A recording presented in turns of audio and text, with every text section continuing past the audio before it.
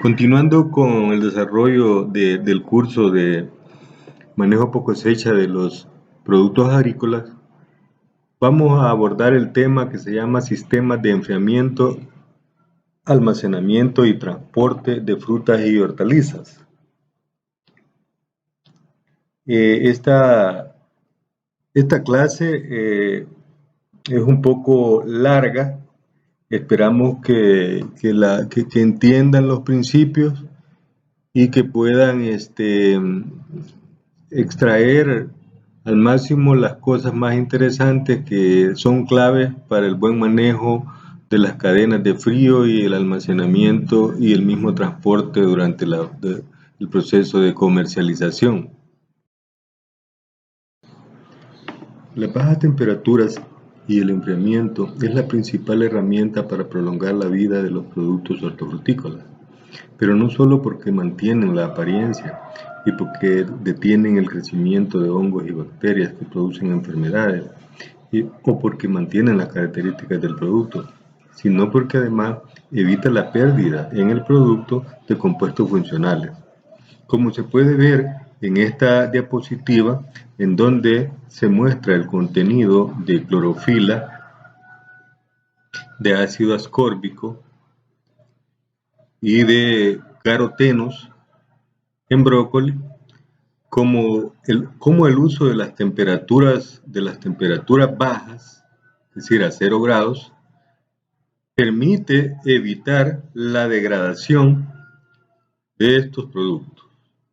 En cambio, si utilizamos altas temperaturas, como estas, por encima de los 20 grados, o se tarda mucho tiempo en enfriar el producto, aquí vale decir de que la temperatura óptima de almacenamiento recomendada para brócoli es de 0 grados, y vemos cómo las pérdidas de estos productos, las pérdidas de productos son muy rápidas.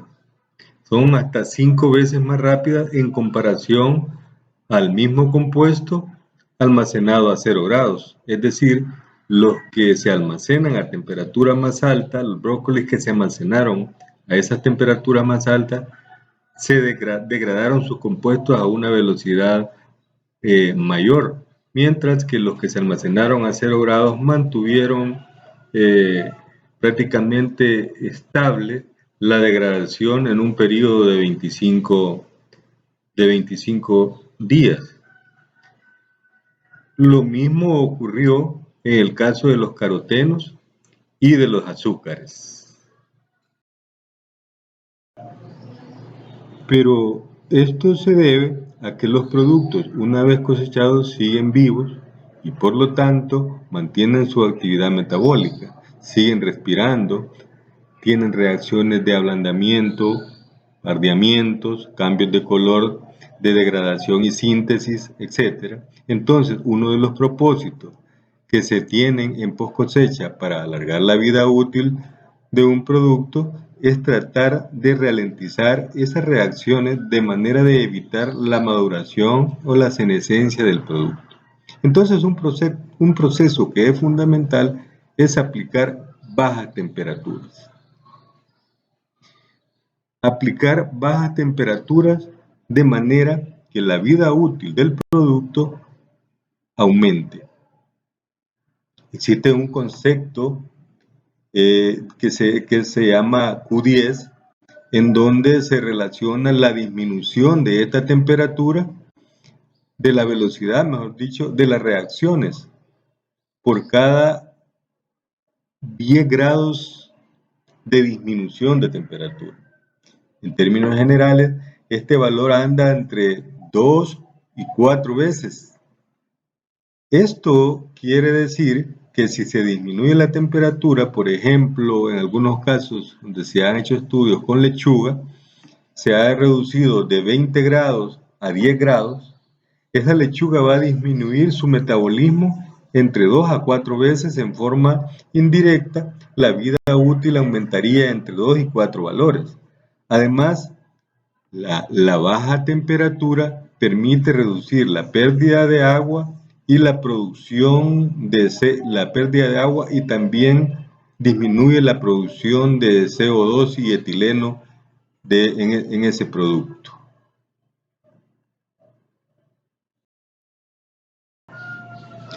Si vemos en una ecuación de respiración como esta que aparece en esta diapositiva, en donde el producto utiliza sus reservas, en este caso el guineo, utiliza sus reservas, en esta ecuación sería el producto utilizado de reserva es la glucosa, en donde el producto consume oxígeno, libera calor, pero también libera CO2 y produce vapor de agua. Por lo tanto, al bajar la temperatura, lo que se consigue es que en esta ecuación es que se ralentice. Por lo tanto, el metabolismo es menor.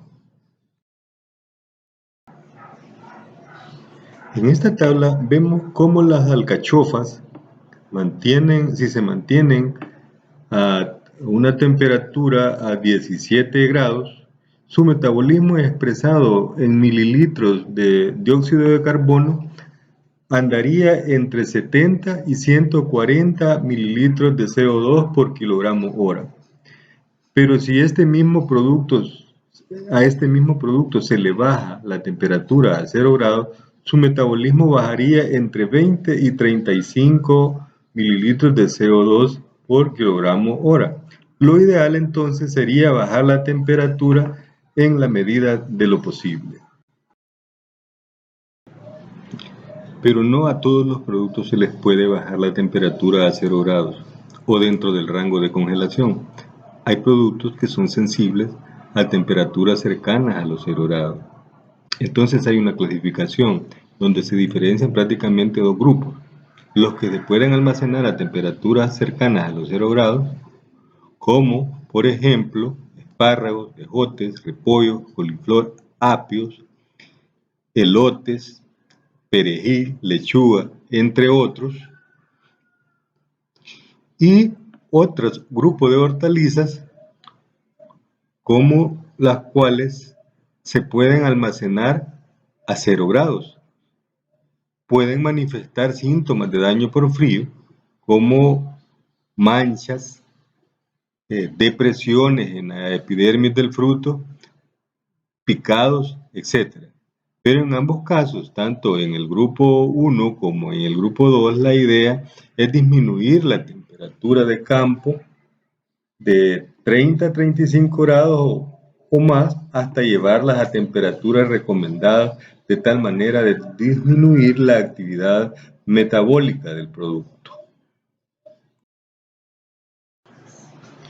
Otro aspecto que es importante dentro del almacenamiento es mantener la humedad relativa para evitar la deshidratación y evitar los cambios de temperatura durante la cadena de comercialización, transporte, etc., para evitar las condensaciones.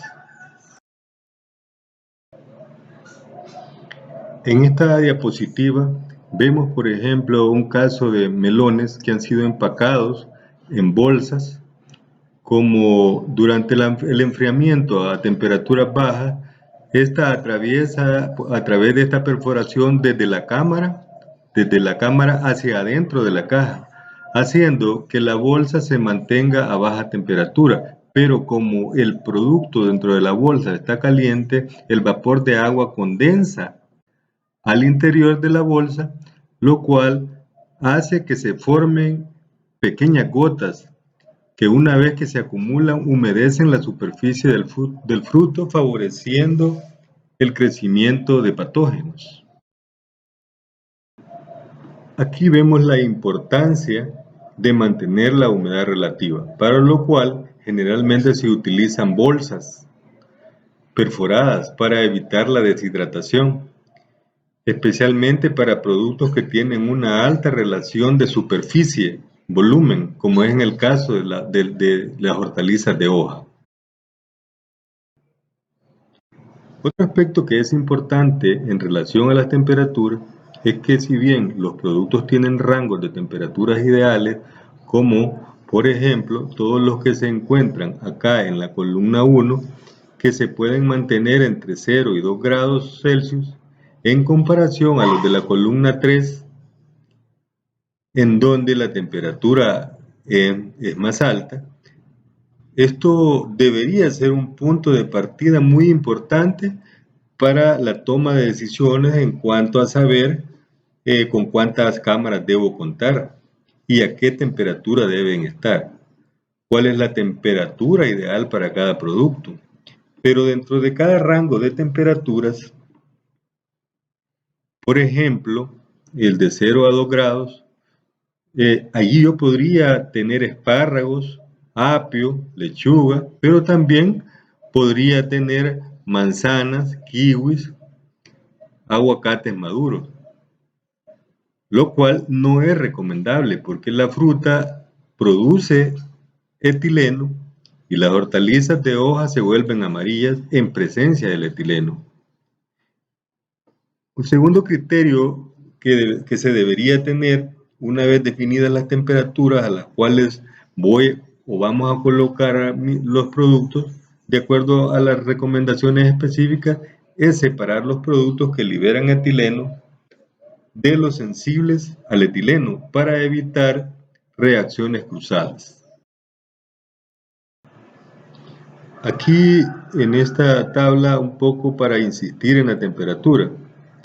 Van a haber muchos productos que se pueden almacenar a temperaturas cercanas a los 0 grados, que es lo ideal, pero hay algunos que por su origen o por su condición física no se pueden almacenar a temperaturas bajas, y es el caso del pepino. Se puede llegar solo hasta 12 grados.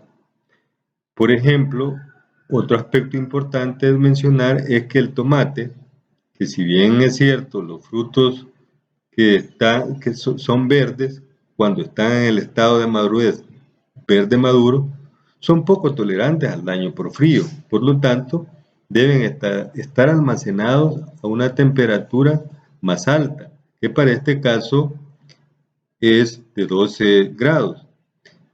Pero ese mismo tomate, luego que madura y ha alcanzado un mayor contenido de ácido soluble, puede almacenarse un par de grados por debajo de lo recomendado.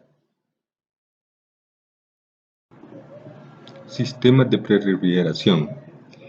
El enfriamiento es fundamental.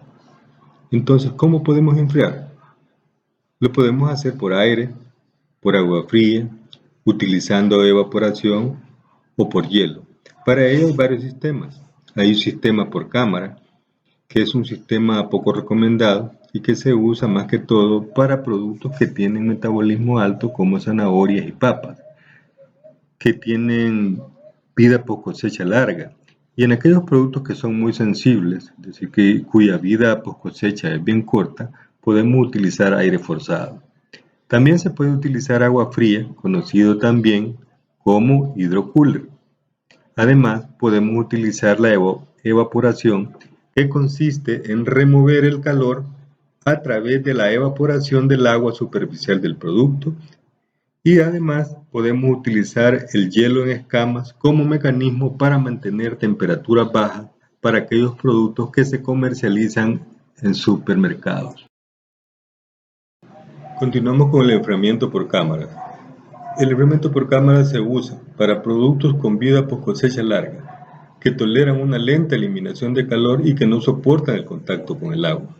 También se podía utilizar el rociando con agua durante el enfriamiento, y las cámaras deben estar dentro de un recinto diseñado para mantener la temperatura y la humedad relativa. En general, son poco eficientes.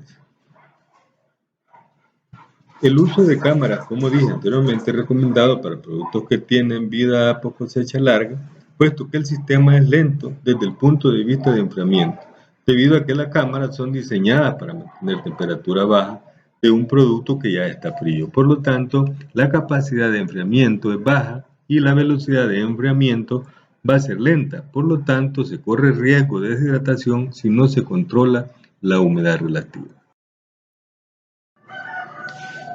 Diagrama de ventilación y enfriamiento en cámara. Aquí tenemos un ejemplo de productos almacenados a granel, en donde usaríamos una cámara para enfriar este producto. Y como ya dije, sería un enfriamiento más lento. Enfriamiento por aire forzado. Un enfriamiento más eficiente es el uso de aire forzado, en donde cámaras diseñadas para remover el calor del producto de 30 a 0 grados Celsius, en donde se genera un pasillo y a ambos lados del pasillo se colocan grupos de cajas, pallets o bins, y se hace pasar a través de estas cajas hacia el pasillo del aire frío de la cámara a través de un extractor. Es un sistema de enfriamiento rápido en la medida que se haga una buena estiba, que tenga cajas con perforaciones y que no utilice mucho material de envasado, además que permita favorecer el movimiento del aire frío a través de las cajas y en realidad se recomiendan velocidades de aire entre los bins de 5 a 15 metros por segundo y tener un enfriamiento entre 1 y 6 horas. Básicamente, en este esquema lo que vemos es que generamos este vacío en donde ya como dije, se colocan a ambos lados un grupo de cajas o pallets que se cubre el pasillo con una carpa, evitando que hayan espacios abiertos, de tal manera que se obligue al aire a pasar por espacios del producto y no por los espacios que puedan tener las bases del pallet. Aquí es importante que las cajas queden bien unidas, porque cualquier rendija o espacio va a permitir que el aire se vaya por otro lado y no por donde se quiere, que es a través del producto. ¿Qué es importante para conseguir un adecuado enfriamiento? Bueno, cuando hablamos de aire forzado, es importante la conformación de los pallets. Otro aspecto importante es que haya un porcentaje adecuado de apertura de las cajas, el cual puede andar entre el 5 y un 15% del área total de la caja. Y lo importante es que estén ubicadas por donde pasa el aire frío, identificando los espacios muertos y colocar sondas de temperatura de tal manera de hacer un control adecuado de la misma. Por ejemplo, en este caso se observa un pallet normal con 1 metro de ancho por 1.2 metros de largo. En general lo que se debe hacer aquí es enfriar por el lado ancho de la caja. La idea es enfriar lo más uniformemente posible a lo largo del pallet. Una vez que el producto se enfríe y se transporta, si se hace en contenedor o si este producto luego va a ser transportado en un barco con bodegas, en esos sistemas de transporte el aire para mantener la temperatura baja del transporte es vertical. Es decir, que se mueve desde el suelo hacia la parte superior del techo. Por lo tanto, ahí es importante que se tengan perforaciones, que en este caso, esta caja no tiene. Ok, por cuestiones de formato vamos a dividir esta clase en dos. Llegamos a esta en la parte 1 y inmediatamente vamos a tener la parte 2, que son más o menos unas 20 diapositivas más para continuar de terminar el tema de los sistemas de enfriamiento, de almacenamiento y transporte de los productos hortofrutícolas. Les agradezco mucho la atención para esta primera parte y quedamos pendientes para la segunda parte, que dentro de poco será subida a la plataforma.